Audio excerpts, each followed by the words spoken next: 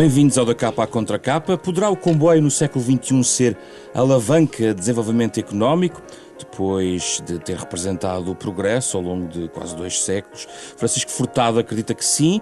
Conheça a análise e as propostas do novo ensaio de Francisco Furtado, A Ferrovia em Portugal, Passado, Presente e Futuro. É o novo ensaio da Fundação Francisco Manuel dos Santos que trazemos este Da Capa à Contra Capa. Está cá o autor, analista do Fórum Internacional de Transporte, um engenheiro civil de formação pelo técnico. Debate com o antigo presidente da CP, do Metro de Lisboa e de outras entidades e da REFER, atualmente da região europeia da União Europeia dos Caminhos de Ferro, presidente do Fórum Mundial Técnico da União Internacional dos Caminhos de Ferro e também responsável pela área internacional da Infraestruturas de Portugal, Francisco Cardoso dos Reis. Embarca então nesta conversa nos próximos 30 minutos.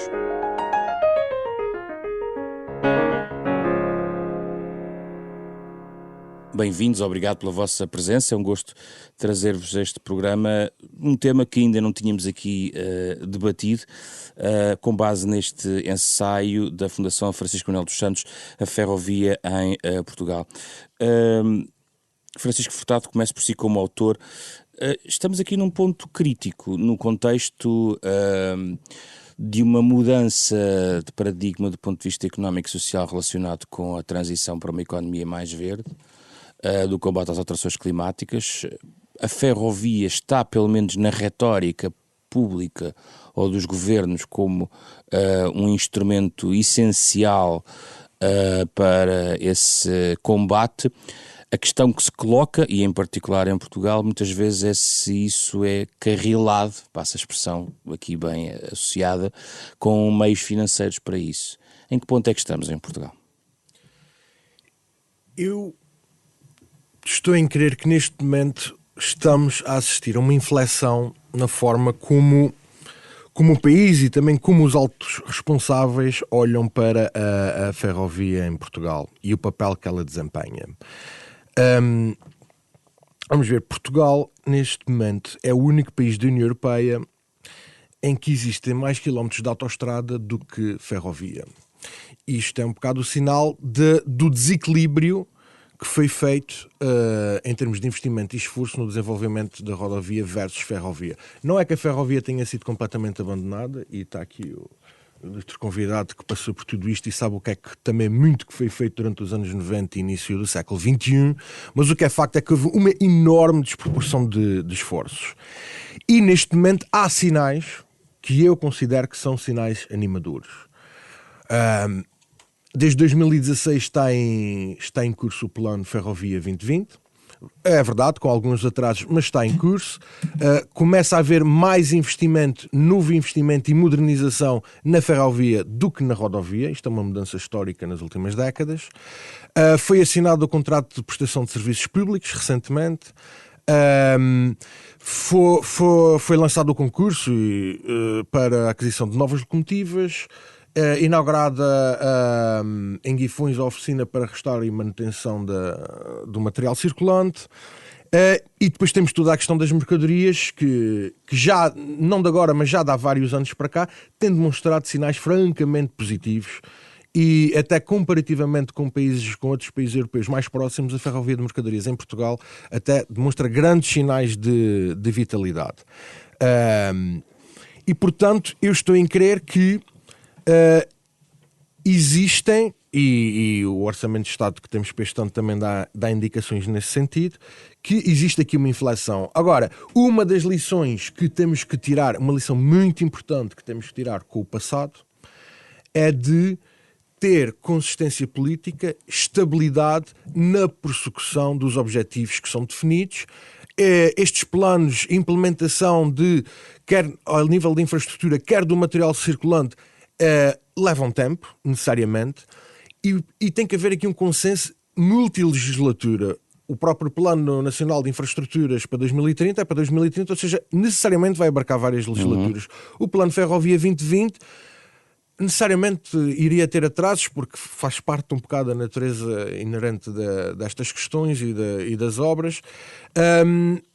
E já atravessou várias legislaturas. Portanto, nós temos que ter consciência que este processo será um processo que não será um estalar de dedos, levará algum tempo e para que ele chegue a bom porto e para que não descarrile, é portanto preciso esse compromisso de múltiplas legislaturas. Exatamente. Já vamos detalhar alguns desses tópicos. Para já eu queria este enquadramento e a vossa perspectiva global em relação ao estado em que estamos. Francisco Cardoso Reis, qual é a sua perspectiva? Bom, da minha parte existe uma quase concordância total relativamente ao exercício que foi feito pelo Francisco Furtado. Há efetivamente, sente-se um retomar da aposta no caminho de ferro que deveria ter sido iniciada há mais tempo, claramente. Enquanto noutros países o desenvolvimento do caminho de ferro, a estabilidade na exploração do caminho de ferro foi uma realidade, em Portugal houve não um abandono, porque convém não esquecer que se fez, nomeadamente, uma das intervenções mais importantes dos últimos 100 anos, 150 anos, que foi a construção do Comboio da Ponte. O Comboio da Ponte representou, no final dos anos 90, um investimento que hoje, eu poderia dizer que em termos de infraestruturas se aproximou dos 700 milhões, e foi feito em 4 anos. E se incluirmos o material circulante ainda temos mais alguns milhões, portanto são mais um conjunto de unidades motoras que foram disponibilizadas para o serviço de transporte. Portanto, não houve um total abandono, mas houve claramente um favorecimento da aposta na rodovia em detrimento da ferrovia. E agora há uma inversão? Nota-se que há uma inversão. Há claramente, o discurso político é no sentido do favorecimento da ferrovia e de lhe dar o papel que ela deve ter nos transportes de um país. Não só na vertente de mercadorias, nós falamos muito na vertente de mercadorias, mas é fundamental falarmos na vertente dos passageiros. Se nós queremos combater as consequências daquilo que nos está a acontecer em termos de clima, temos de utilizar soluções de transporte de massas e não soluções de transporte individual. Portanto, não se resolvem problemas de massas com soluções individuais, mesmo que sejam elétricas. Mas também há aqui uma questão que nós não podemos ignorar e devemos fomentar. O caminho de ferro não resolve tudo. Nós temos de ter o conceito de um sistema integrado de transportes, uma oferta integrada de transportes, em que todos têm o seu espaço. No livro há uma frase que eu li com a qual eu estou inteiramente de acordo. Nós podemos ter um comboio que é ambientalmente muito negativo em detrimento de um táxi. Se eu mobilizar um comboio a diesel para transportar 2 pessoas, isto é um crime ambiental. Portanto, há que ter a percepção do espaço que cada um deve ter e do contributo que ele pode dar para um funcionamento do sistema integrado e equilibrado. Isto coloca a questão do planeamento integrado de transportes, que o livro também fala e que eu acho que é fundamental. Não precisamos de um plano ferroviário nacional só, precisamos de um plano nacional de transportes que inclui a ferrovia, a rodovia, o transporte aéreo, o transporte marítimo e essa integração e até o transporte ainda fluvial. não está feita. Houve tentativas no passado, mas eu acho que se nós queremos ter consequências de um plano de investimentos que sejam efetivas e otimizadas, a abordagem terá que ser integrada e o livro também lança pistas nesse sentido. E se posso aqui acrescentar aqui um dado importante, ao que tudo indica, 2019 será o ano em que mais passageiros serão transportados pela ferrovia no século XXI. E parte disso é conseguido a partir das reformas que foram feitas nos espaços. E é verdade que já vinha de trás, já vinha desde a recuperação da crise. A partir de 2013 o tráfego tinha vindo a aumentar, o número de passageiros, mas esta questão do espaço e da reforma do sistema de passe, a integração dos tarifários, deu um grande impulso a esse crescimento. E é a prova de que, havendo este tipo de políticas integradas, integração de tarifas, etc., Sim. existe uma resposta e as pessoas, de facto, procuram o comboio. Esta reforma também abre portas de facto, ao tal planeamento integrado da rede de transportes públicos para que não seja uma coisa atomizada, num determinado concelho, uma determinada companhia de autocarros faz a sua determinada rede e depois no outro faz outra. Não. Tem que haver aqui uma grande articulação entre modos de transporte e também, pelo menos ao nível regional e metropolitano, Agora, isto também vai levantar uma enorme questão e levanta aqui um enorme desafio no curto prazo à ferrovia, que é conseguir depois também oferecer a capacidade, o nível de conforto, as frequências, Qualidade de serviço. a qualidade de serviço, exato, para conseguir reter esse aumento, e não só reter, mas também aumentar. Eu queria orientar, levantou aí algumas questões que queria já atalhar. A primeira tem a ver com o facto das áreas metropolitanas servirem de laboratório ou locomotiva do processo, porque a integração, por exemplo, a questão tarifária na área metropolitana de Lisboa e do Porto, a integração de meios, a questão das tarifas, a questão dos passes, acelera o processo de convergência em relação aos meios de transporte. Pergunto-lhe se é decisivo que corram bem as experiências nas áreas metropolitanas de Lisboa e do Porto. E, em segundo lugar, muito brevemente, é uma questão talvez um pouco institucional, mas tem que ser trazida, que tem a ver com a integração das várias competências no mesmo seio, que agora está a ser de novo debatido, ou seja, juntar de novo CP, MF, REFER,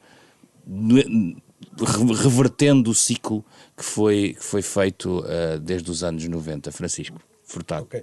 Então, brevemente sobre a questão das áreas metropolitanas e destas reformas no passe, obviamente que é importantíssimo e decisivo que corram bem. Num certo sentido, já estão a correr bem, se calhar até bem demais para alguns operadores. Por causa do aumento da procura. Exatamente, mas já está a correr bem, e aqui essa parte é de assinalar. Agora, lá está, há o grande desafio do lado, que também envolve um pouco a questão da infraestrutura, mas do sistema ferroviário conseguir responder e dar boas condições.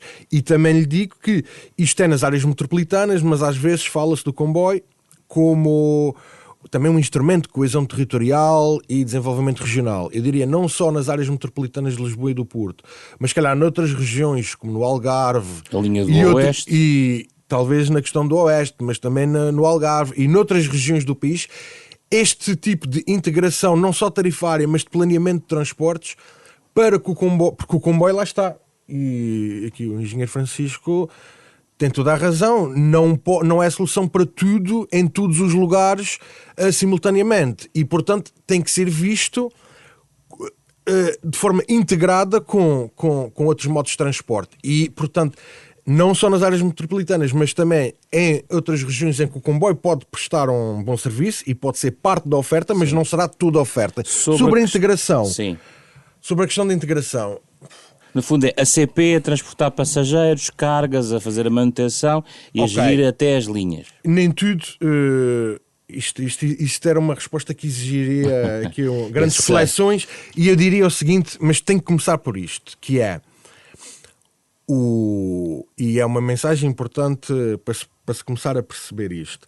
O caminho de ferro exige, mais do que outros modos de transporte, uma enorme integração e coordenação entre infraestrutura, material circulante e a oferta dos serviços e modelo operacional.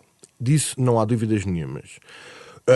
E depois também temos uma questão que é a CP retomar os serviços de manutenção. Isto é uma questão. Voltar a ter a gestão de infraestruturas ou até as mercadorias seria outra questão. Para mim não é anátema, e é o que se passa na Alemanha. A França teve um modelo e reverteu para esse modelo de gestão integrada. Agora, parece-me que em Portugal isso não seria a melhor solução. Tendo consciência que é necessário ter esta gestão integrada e que tem que haver aqui alguma entidade ou alguma das entidades já existentes, quer no Ministério, quer o IMT, ou a autoridade. Agência. Exatamente. Não é? Embora não sou casado com essa proposta, eu acho que aqui o essencial é haver uma entidade que pode ser uma agência autónoma, pode ser integrado no Ministério, pode ser a AMT, pode ser o IMT, agora isso até estou disponível para discutir isso, mas que tenha essa visão abrangente do sistema. A CP retomar a infraestrutura tem um risco, que é a questão, ficam as mercadorias fora disto. E isto também é um setor importante, os dois operadores são privados, e eu sou um grande defensor... E a CP agregar mercadorias? Vamos lá ver, as mercadorias, como estava aqui a discutir, até é um setor em que as coisas estão a correr bem. Sim, apresenta resultados positivos. Exatamente. Não é? Apresenta quer resultados positivos a nível financeiro, que na Europa não é a norma, digamos assim, mas mesmo ao nível da repartição modal, ou seja, aquilo que é transportado por caminhão, aquilo que é transportado por ferrovia, em Portugal, aquilo que é transportado por ferrovia até tem um peso significativo comparado com outros países nossos vizinhos. Há um grande dinamismo aqui na articulação com os portos. Portanto, há um investimento em material circulante. É uma questão que põe à parte. É uma narrativa diferente da questão das mercadorias. E elas estarem à margem disso... Primeiro, estar à margem da CP acho que poderia causar grandes problemas, e depois, se já está a correr bem, e se é um setor em que as coisas estão a correr bem, não me parece que faça grande Francisco sentido. Cardoso dos Reis, com a autoridade de ter gerido estas entidades. Eu acho que, em primeiro lugar, temos de perceber que é uma decisão política. Claro. É uma decisão política que tem o agente próprio para a tomar, relativamente às experiências que conheço a nível europeu. Portanto, a nível fora da Europa não existe a separação vertical infraestrutura-operação. São conceitos diferentes. Em África, nos Estados Unidos tem transporte de mercadorias fundamentalmente, e depois tem algum transporte de passageiros, através de uma empresa que todos conhecemos, mas digamos tudo aquilo funciona muito baseado no transporte de mercadorias, e o transporte nos Estados Unidos é rodoviário. Na Europa, a partir dos anos 90, começa-se a discutir uma lógica que é próxima do transporte aéreo, em que a gestão da infraestrutura de transporte é uma entidade e os operadores são entidades autónomas relativamente ao gestor da infraestrutura. E é produzida a legislação, e nesse sentido da separação caminham muitos dos países europeus. Os países que resistem relativamente à integração é a Alemanha e a França, com formas diferentes de resistência. A França começa com o RFF, depois passa para a SNCF Réseau, e neste momento ocorre na França uma coisa interessantíssima, que é o próximo presidente da SNCF Réseau será alguém que vem da presidência da Infrabel, é um belga, que foi indicado pelo governo Macron para presidir a SNCF Réseau, e ele vem de uma empresa autónoma, portanto, de gestora de infraestrutura, que é a Infrabel, e na Bélgica temos a SNCB. Portanto, não sei se foram escolher alguém com uma lógica diferente. Portanto, este é um mecanismo, o mecanismo da separação entre a operação e gestor de infraestrutura. Há em Portugal, há em Espanha, há na Bélgica, há na Holanda, há na Dinamarca, há na Suécia, há na Finlândia.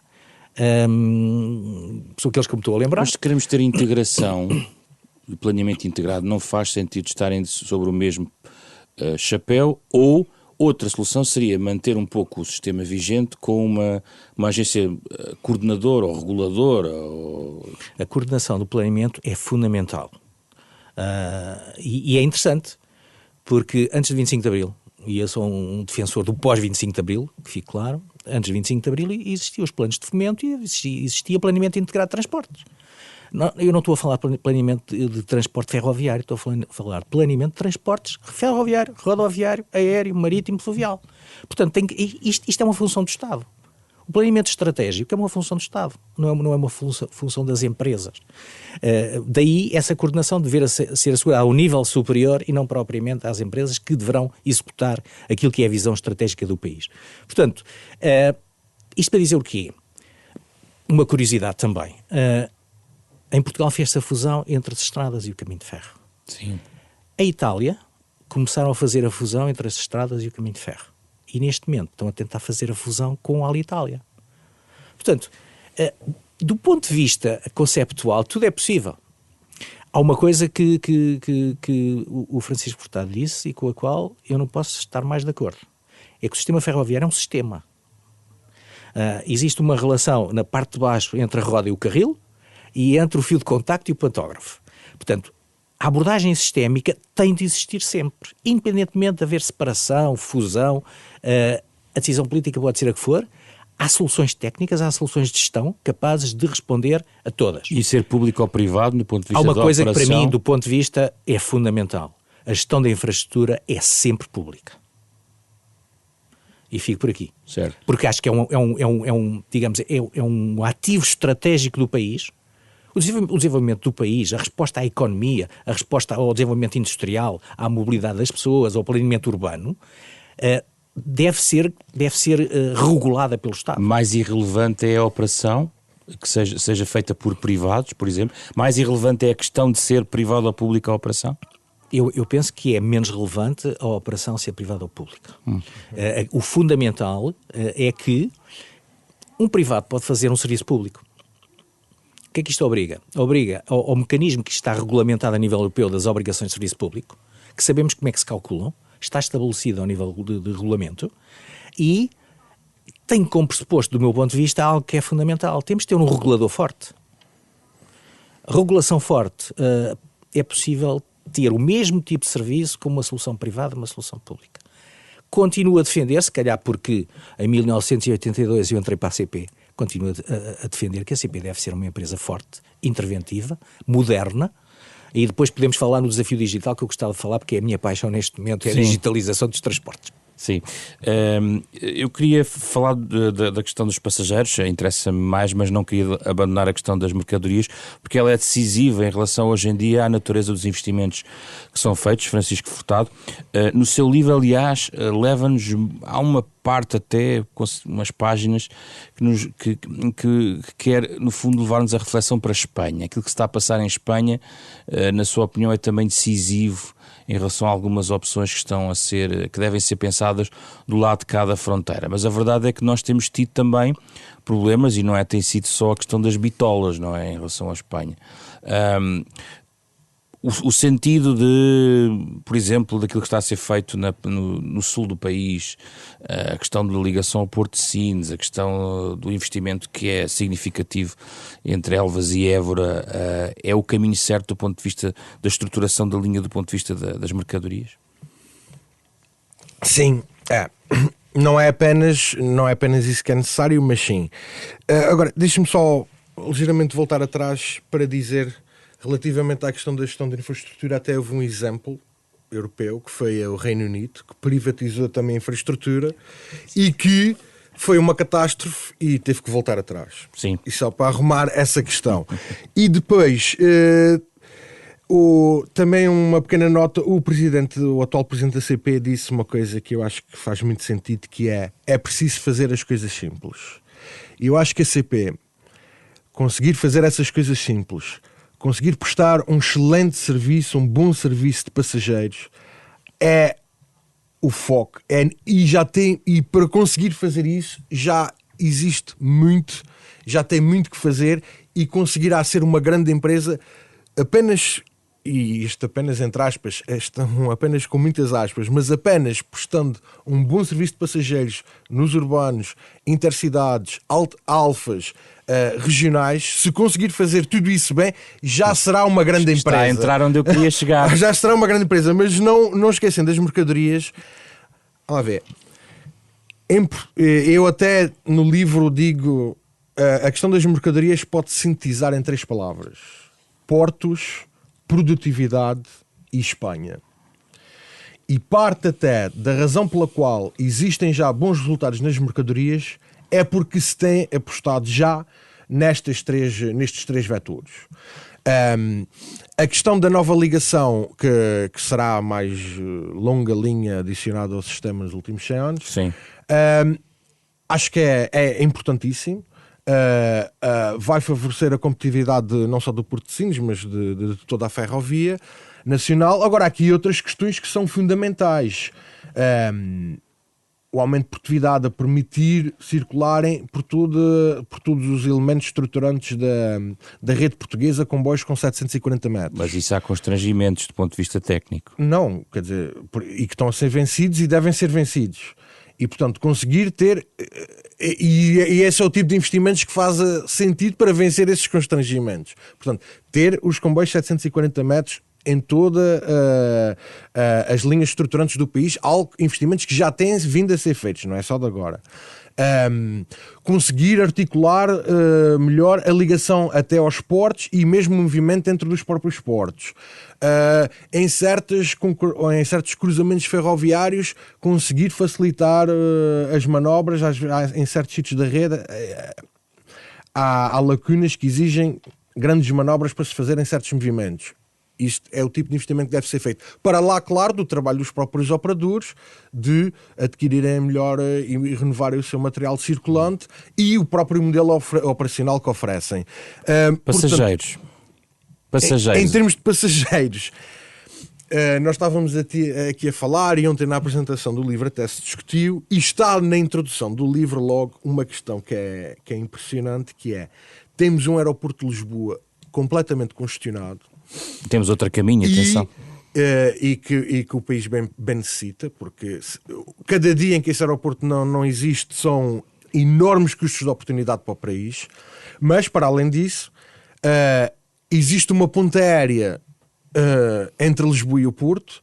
Quando temos este aeroporto super congestionado, quando a tarefa de ligação entre Lisboa e o Porto tem todas as condições estruturais, em termos da dimensão das áreas metropolitanas, em termos das distâncias, em termos das cidades intermédias que atravessa, tem todas as condições para ser oferecida pelo serviço ferroviário. Vamos discutir a linha do Norte? Claro, porque a linha do Norte é a coluna vertebral da rede portuguesa e, eu diria, a par desta questão do grande desafio imediato nos urbanos e suburbanos, a modernização da linha do Norte, a redução dos tempos de viagem, aumento da sua capacidade, quer para passageiros, quer para mercadorias, e aumento das frequências, é o mais fundamental, é a chave a par da questão dos urbanos e suburbanos a nível dos passageiros. Então vamos à linha do Norte. Francisco Cardoso dos Reis, que durante algum tempo foi confundido, não sei se envenenada, pela discussão da velocidade da ligação entre Lisboa e o Porto, a tal ponto que se tornou, até nas palavras do Primeiro-Ministro atual, uma espécie de problema, um tabu ou uma questão tóxica falar da alta velocidade em Portugal. Mas, por exemplo, aqui e existe um mapa, aliás, nesta página. Francisco Furtado lembra que se a linha do Norte estiver preparada para velocidades 220 a 250 km por hora, será possível chegar a Lisboa ao Porto em menos de 2 horas, um tempo de viagem inferior à estrada e competitivo com o avião. Acha que isto será possível no curto prazo, Francisco Cardoso dos Reis, sendo que as obras demoram tanto e há estes constrangimentos da linha que têm a ver com os próprios condicionantes da mesma? Eu tenho uma resposta muito simples e com conhecimento de causa. Em 2002 eu estava na Refer e estávamos a desenvolver trabalhos de modernização da linha do Norte. E tínhamos um plano que foi interrompido com a queda do Conselho que eu presidi, que foi interrompido e que previa que em 2006 nós teríamos toda a linha do Norte remodelada. E isso permitiria tempos de deslocação Lisboa-Porto inferiores às 2 horas. Quero também recordar, porque é importante que não se perca a memória daquilo que aconteceu, que em 2007, era eu presidente da CP, o tempo de deslocação Lisboa-Porto era 2 horas e 35. Não era 3 horas como é hoje. Portanto, há algo que aconteceu no entretanto. Que foi? Eu diria, para não ser muito objetivo, porque acho que não vale a pena nesta altura, eu diria que porque não se olhou para o caminho de ferro. E como deve imaginar, quando não se olha, degrada-se. Quando se degrada, baixa-se a velocidade. Quando se baixa a velocidade, o tempo de deslocação é menor. Portanto, quando falamos de investimento, não é só o investimento que temos de fazer para modernizar as linhas para passageiros e para mercadorias, é a manutenção. A manutenção ferroviária é algo fundamental e tem sido um parceiro com menos atenção e temos de lhe prestar mais atenção. Se nós formos comparar números que fazemos com números que fazem outros países, existe diferença. E essa diferença depois reflete-se nas condições da oferta. Gostaria também de relembrar, e o colega Francisco Furtado sabe, que em 2001, 2002 foi apresentado pela então RAV, a Rede de Alta Velocidade, foi apresentado um plano de modernização da linha do Norte no sentido de ter tempos de deslocação compatíveis com as exigências da procura e que seriam numa hora e tal, aí que passava pela modernização por fases, tal como o Francisco propõe no livro. Ou seja, nas zonas congestionadas da linha do Norte far-se-iam variantes que permitiriam um tempo de deslocação Lisboa-Porto com qualidade, de baixo tempo de deslocação. Isso é execuível? Isto é execuível, obviamente que sim. Mas quanto mais passar o tempo, nas zonas mais próximas das grandes cidades, o solo é ocupado. Portanto, quanto mais tempo perdermos, introduzimos condições de maior dificuldade na execução deste plano. Portanto, estou inteiramente de acordo com a proposta que ele põe e que ele coloca, e eu costumo dizer que isto é a forma de fazer as coisas com o pelo do cão. Portanto, nós vamos de forma escalável avançando na modernização da infraestrutura e criando condições de oferta que permitem ter um retorno ao nível das receitas maior que irá pagar as fases seguintes. E seria retomar o projeto RAV 2007? E seria retomar um projeto de transportes. Não vale a pena chamar RAV, porque para não entrarmos na questão da alta velocidade. Sim. Eu não ponho a questão de Lisboa-Porto alta velocidade. É o tempo compatível com as necessidades da procura.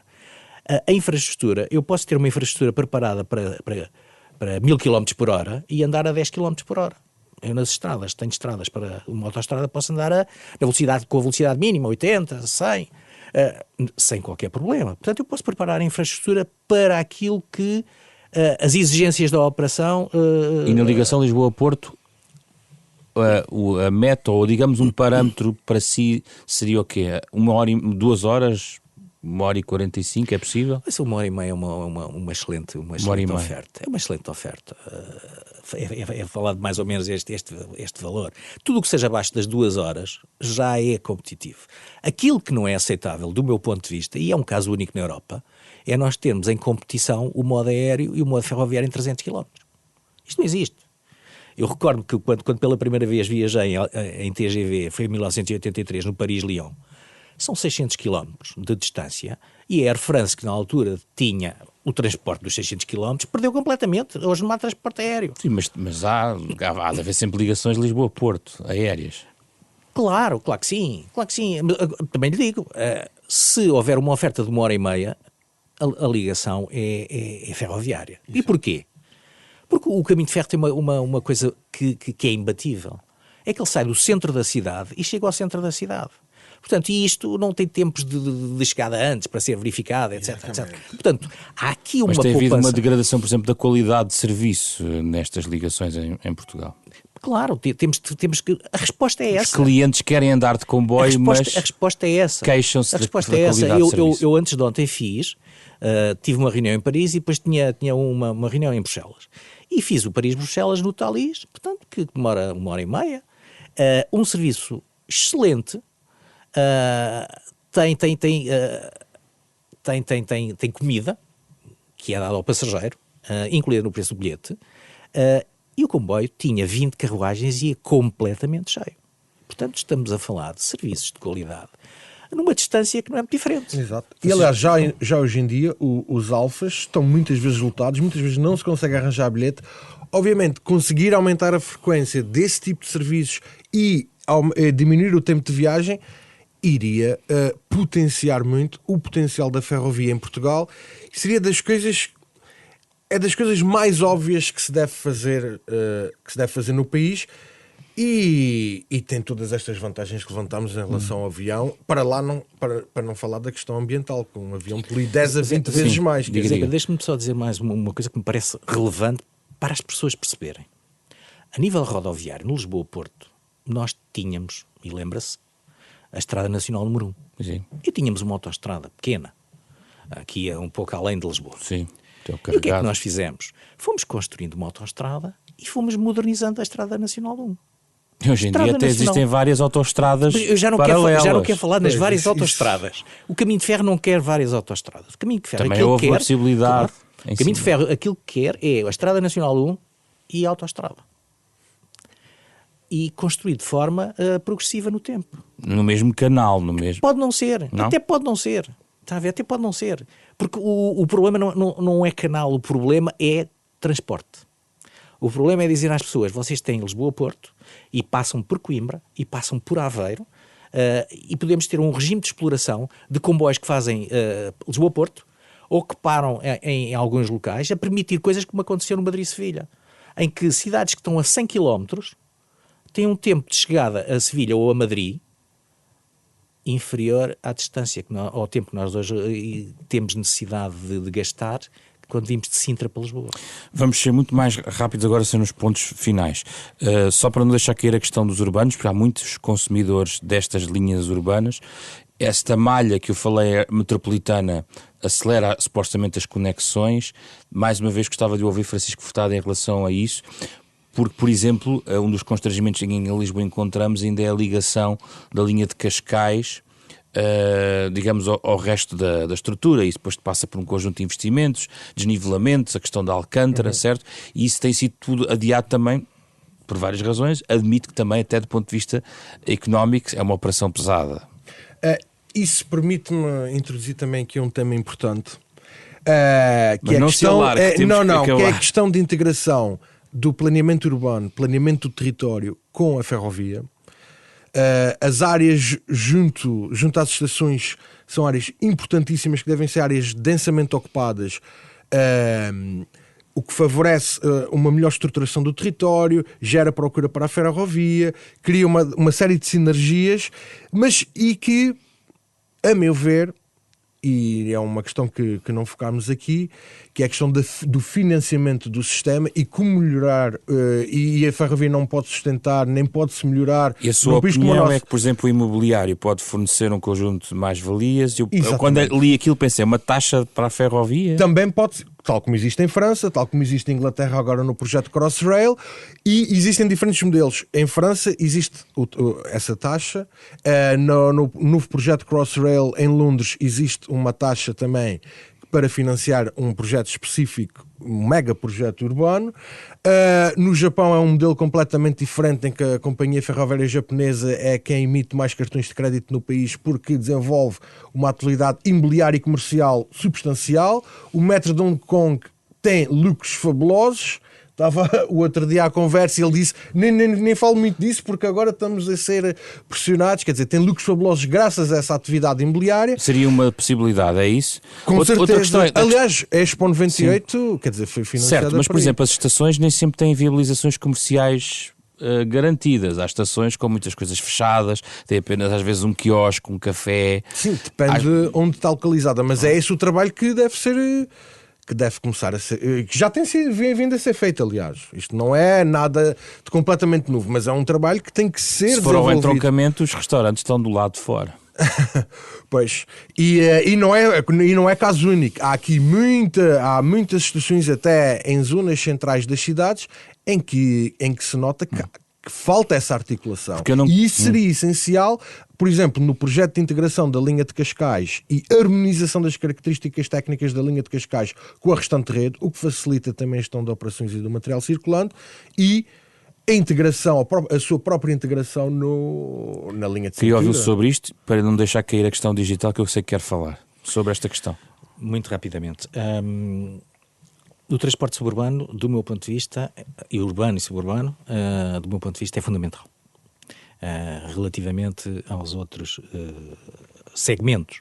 Porque se nós queremos combater a questão das alterações climáticas, é através da melhoria e do trazer para dentro do comboio e do transporte público em geral as pessoas. Os passageiros devem estar lá. Relativamente à questão do financiamento e do imobiliário, eu tenho memória, é o problema, e recordo-me de 2 programas que nós tínhamos em 2002, 2003, etc., que era as estações com vida e a linha viva. A linha viva era a linha de Cascais, em que haveria uma parceria de utilização do imobiliário das estações para a modernização da linha. E as estações com vida era de nível nacional. Houve algumas que se fizeram, Braga, Guimarães, Aveiro. Estava previsto Castelo Branco, estava previsto Coimbra, estava previsto Faro. Portanto, um conjunto de modernizações que ia de encontro à Campanhã. Havia um grande projeto imobiliário para Campanhã. Os edifícios estão lá. Os edifícios foram construídos. A parte da estação é que já não se concluiu. Portanto, a ligação do caminho de ferro e o aproveitamento dos seus espaços, não destruindo o caminho de ferro. Porque às vezes há a ideia de que nós vamos fazer o imobiliário, mas o caminho de ferro não é relevante. O que interessa são os edifícios que nós vamos fazer. Não. Os edifícios são parte integrante da estação, têm função também de articulação com a estação e permitem mais-valias para investir no caminho de ferro. E é aqui que entra a parte digital também, quando fala das estações do futuro. Zé Pedro, nós neste momento estamos a falar de quê? Nós na Europa estamos a discutir coisas como a condução automática de comboios. Os chineses neste momento já têm 100 km de linha com comboios automáticos, não de intervenção humana. Portanto, nós estamos a discutir o comboio automático, nós estamos a discutir o comboio inteligente, nós estamos a discutir a mobilidade como serviço, nós estamos a discutir o comboio de baixo custo, nós estamos a discutir a energia, e nós estamos a discutir, dentro disto tudo, estamos a discutir o digital também. E o digital que tem a ver com a integração de tarifária, que tem a ver com a coleta do bilhete. Eu hoje... pagar com o telemóvel? Em alguns países eu pago pelo telemóvel o comboio, o autocarro, o táxi, e há digamos, uma abordagem integrada à oferta de transporte. Isto chama muitas pessoas para o sistema de transportes. Portanto, o digital é fundamental na gestão de tudo isto. E o digital também utilizado para uma coisa que vai baixar os custos e vai aumentar a eficiência na manutenção dos comboios e na manutenção das linhas. Hoje é possível começar a pensar, a imaginar e a utilizar materiais inteligentes.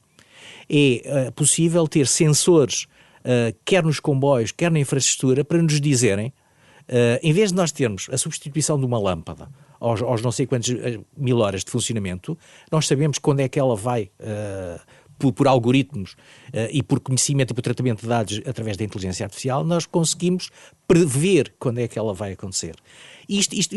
Pode usar drones para fazer vigilância de linhas. Tudo. Isto introduz uma coisa interessantíssima que eu lhe vou dizer com um exemplo muito prático. Que há uns anos houve um comboio que havia a alternativa de substituir uma determinada componente do comboio ao fim de 1 milhão de quilómetros. E aquilo que se fez foi acompanhar. E antes de haver a avaria, que nós conseguimos prever, substituiu-se. Sabe quantos quilómetros foi? 4 milhões. Ou seja, isto é uma má notícia para os fornecedores, sim, é uma excelente notícia para os utilizadores do transporte e para as empresas ferroviárias. Chegando ao final do programa, pedimos sempre sugestões aos nossos convidados, para quem quer saber mais sobre este tema, muito rapidamente. Francisco Furtado. A minha sugestão é que apanhem o comboio, vão até ao entroncamento e visitem o Museu Ferroviário, que acho que vale a pena. Francisco Cardoso dos Reis. Eu dava 2 sugestões. A primeira, que são as duas, que tem 2, aliás, visitem o site da APAC, da Associação dos Amigos dos Caminhos de Ferro, vale a pena ver os livros que lá estão, e visitem o site da UIC, União Internacional dos Caminhos de Ferro, para perceberem qual é a atividade que, ao nível mundial, uma instituição como estas desenvolve. E, para mais como lazer, vejam o filme O Crime no Expresso do Oriente.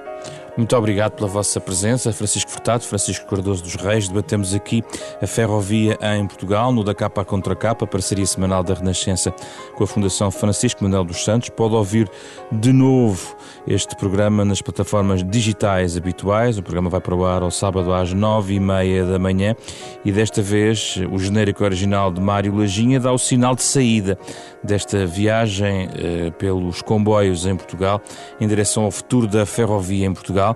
Um programa com Rui Glória, Ana Marta Domingos, André Peralta e José Pedro Frazão. Regressamos na próxima semana.